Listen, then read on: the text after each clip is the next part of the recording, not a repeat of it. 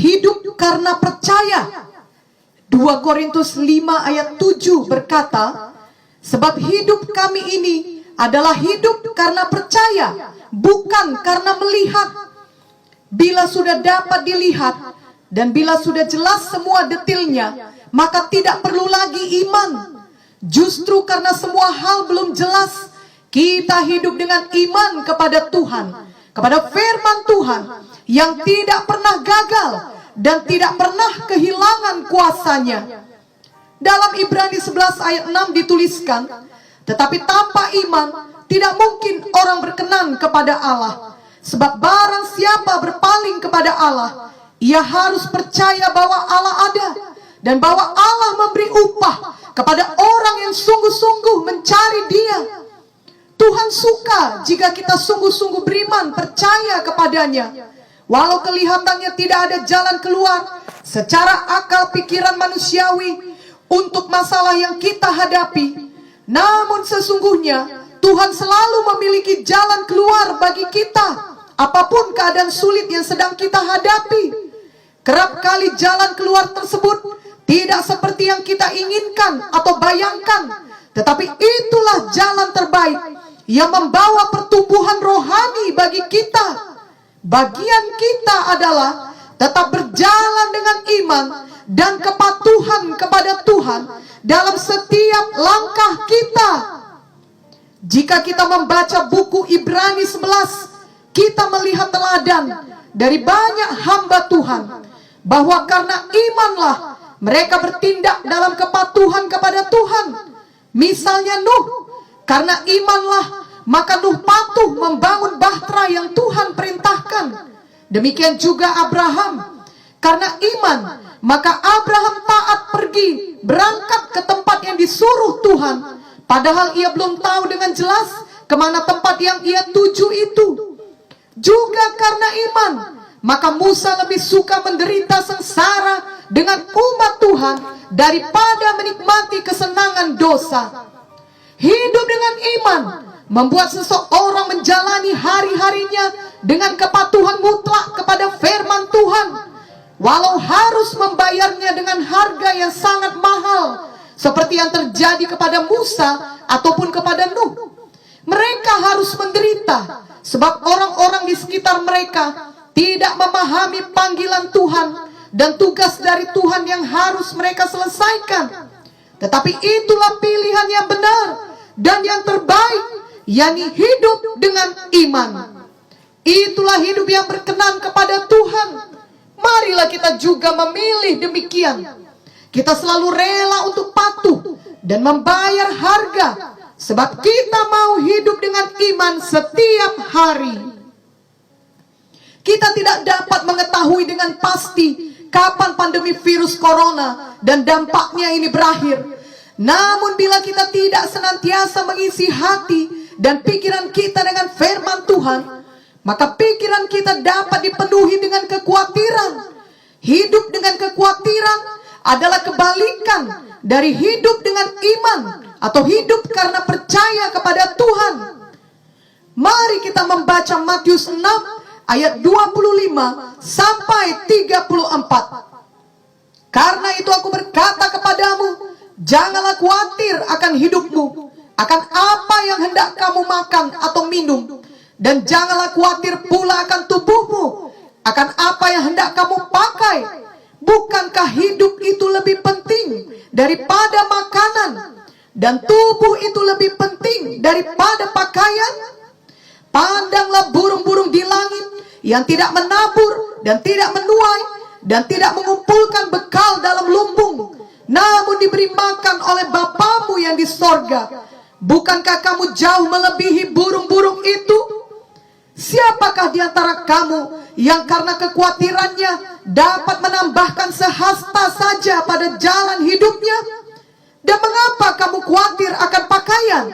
Perhatikanlah bunga bakung di ladang yang tumbuh tanpa bekerja dan tanpa memintal. Namun aku berkata kepadamu, Salomo dalam segala kemegahannya pun tidak berpakaian seindah salah satu dari bunga itu.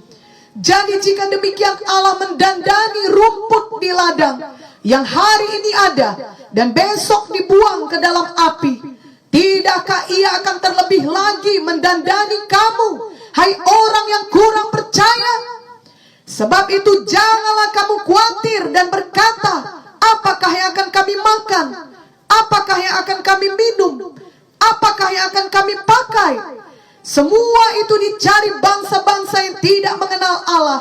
Akan tetapi Bapamu yang di sorga tahu bahwa kamu memerlukan semuanya itu.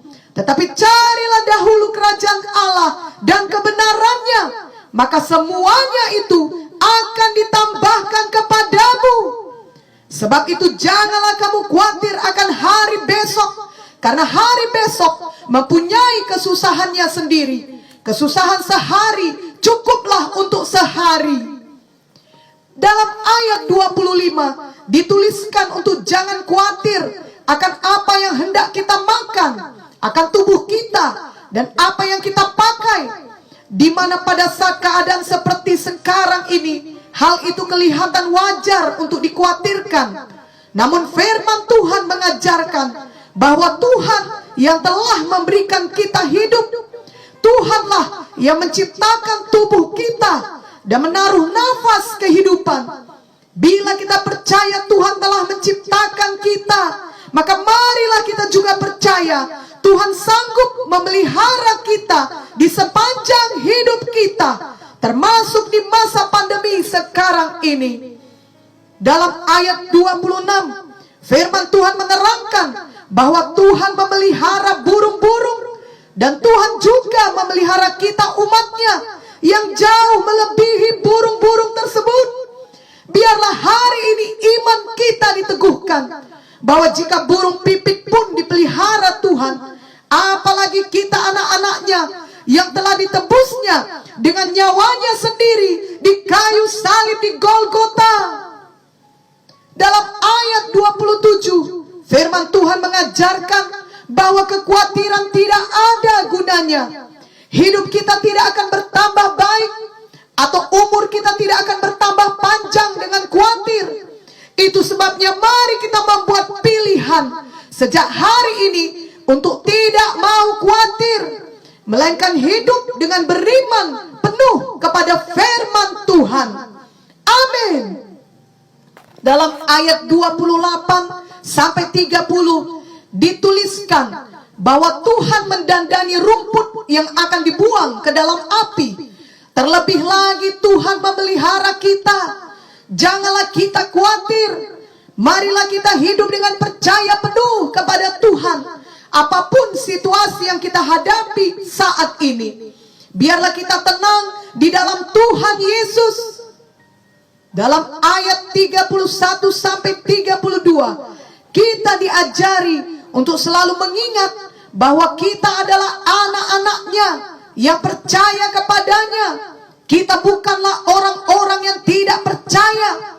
Orang yang tidak percaya tentunya tidak mengenal Tuhan sebagai Bapa mereka. Tetapi kita mengenal Tuhan sebagai Bapa kita yang baik. Janganlah kita khawatir lagi dan bertindak seolah-olah kita adalah yatim piatu yang tidak memiliki Bapa yang memelihara kita. Kita memiliki Bapa di sorga, yakni Bapa kita yang baik, yang selalu memelihara kita. Dalam ayat 33 dikatakan, tetapi carilah dahulu kerajaan Allah dan kebenarannya, maka semuanya itu akan ditambahkan kepadamu. Jadi mari mencari dahulu kerajaan Allah, bukan mengkhawatirkan pakaian, makanan, dan semua hal lainnya. Memang benar bahwa salah satu dampak terbesar dari pandemi saat ini adalah hal materi atau ekonomi. Namun kita dapat memilih untuk tidak khawatir akan hal itu, melainkan tetap percaya kepada Tuhan. Biarlah di saat sekarang ini kita lebih banyak mengambil waktu untuk bersekutu dengan Tuhan, mencari wajah Tuhan, menyerahkan seluruh hidup kita untuk Tuhan, dan untuk membangun kerajaannya dengan hikmat yang Ia berikan kepada kita. Dalam ayat 34, firman Tuhan mengajarkan kita untuk hidup dari sehari ke sehari, di mana setiap hari mempunyai kesusahannya sendiri. Jadi marilah kita hidup dari iman kepada iman tiap-tiap hari. Betapa baiknya Tuhan, Ia sudah mengatur hidup kita sehari demi sehari, dan Tuhan memberikan kasih karunia-Nya yang baru setiap hari.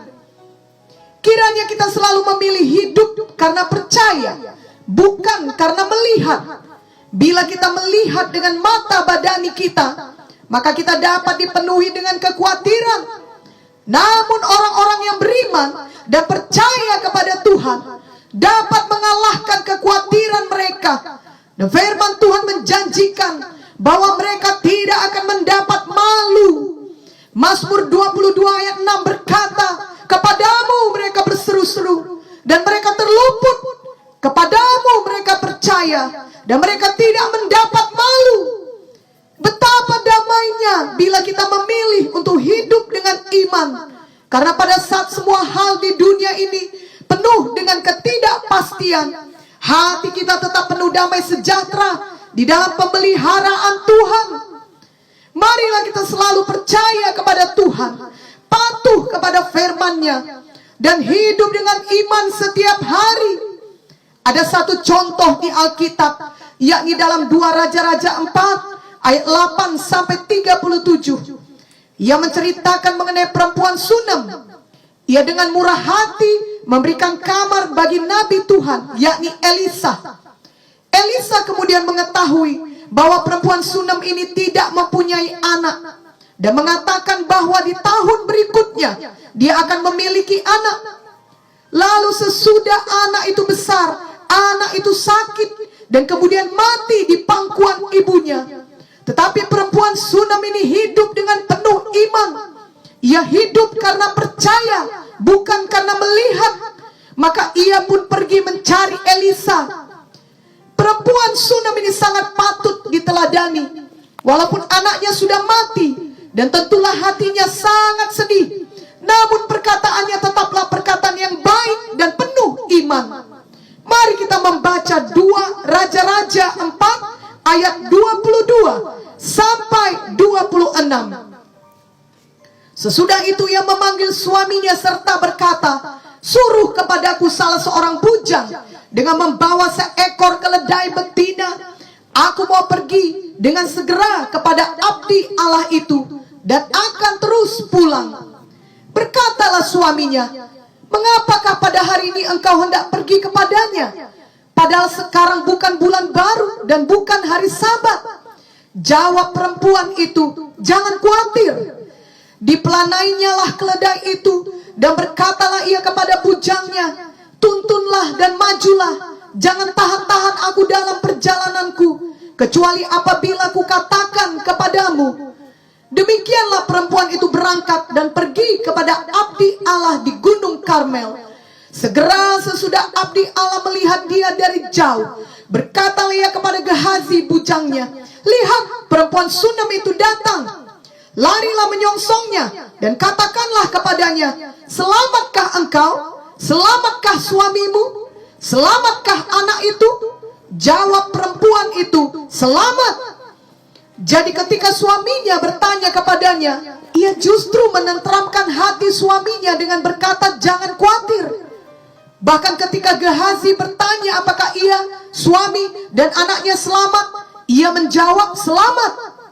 Hanya seseorang yang hidup dengan imanlah yang tetap mampu berkata menang seperti itu di tengah tragedi kehidupan yang dialami. Dan Tuhan tidak mempermalukan orang yang percaya kepadanya. Pada akhirnya mujizat luar biasa terjadi. Anak perempuan itu hidup kembali. Ini menjadi pelajaran kepada kita semua bahwa tidak ada yang mustahil kepada Tuhan, dan tidak ada yang mustahil kepada orang yang percaya. Marilah kita selalu hidup dengan percaya. Marilah kita membaca kisah selanjutnya mengenai perempuan Sunem ini di dalam 2 Raja-Raja 8 ayat 1 sampai 6. Elisa telah berbicara kepada perempuan yang anaknya dihidupkannya kembali. Katanya, Berkemaslah dan pergilah bersama-sama dengan keluargamu, dan tinggallah di mana saja engkau dapat menetap sebagai pendatang. Sebab Tuhan telah mendatangkan kelaparan yang pasti menimpa negeri ini 7 tahun lamanya. Lalu berkemaslah perempuan itu, dan dilakukannya seperti perkataan abdi Allah itu. Ia pergi bersama-sama dengan keluarganya, lalu tinggal menetap sebagai pendatang di negeri orang Filistin 7 tahun lamanya. Dan setelah lewat ke-7 tahun itu, pulanglah perempuan itu dari negeri orang Filistin. Kemudian ia pergi mengadukan perihal rumahnya dan ladangnya kepada raja.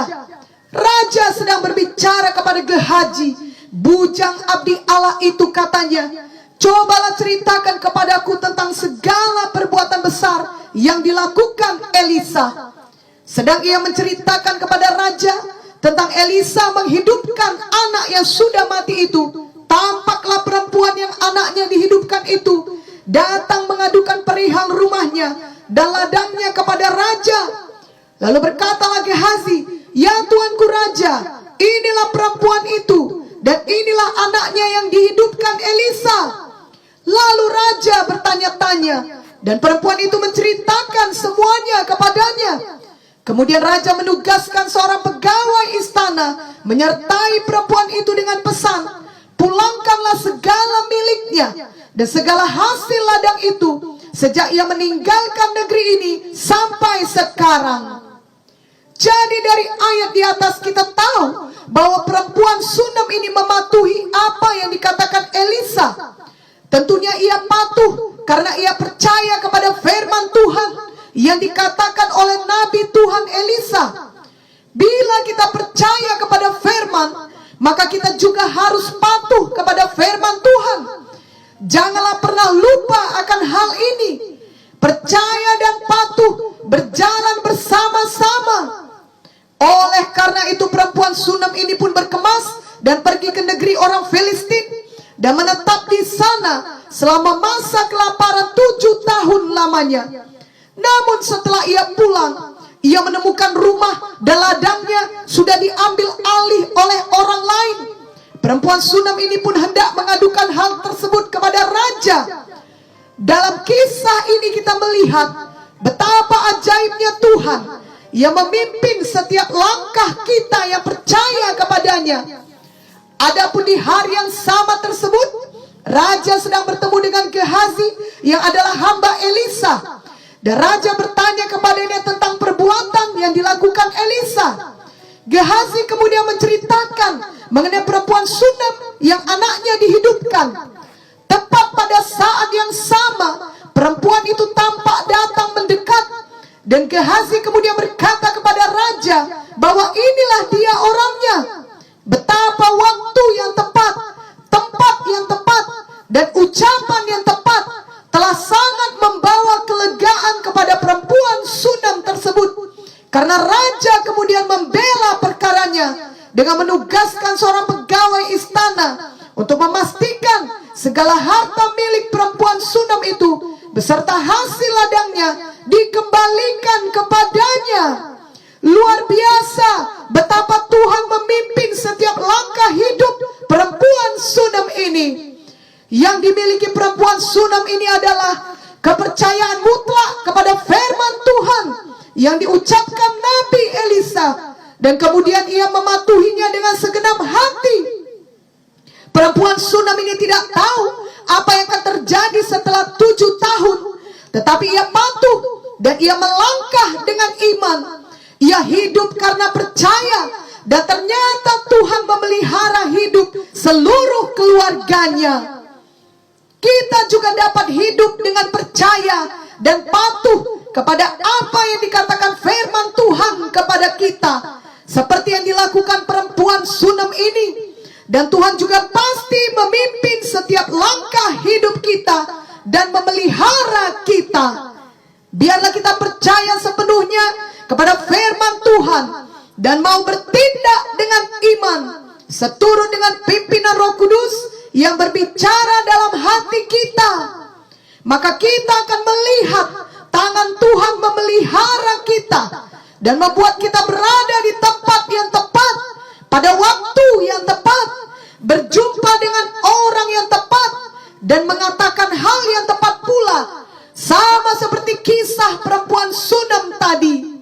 Dari sekian banyak hari, ternyata di hari itu raja memilih berjumpa dengan Gehazi. Dari sekian banyak kisah, justru Gehazi menceritakan mengenai kisah kehidupan perempuan Sunem kepada raja.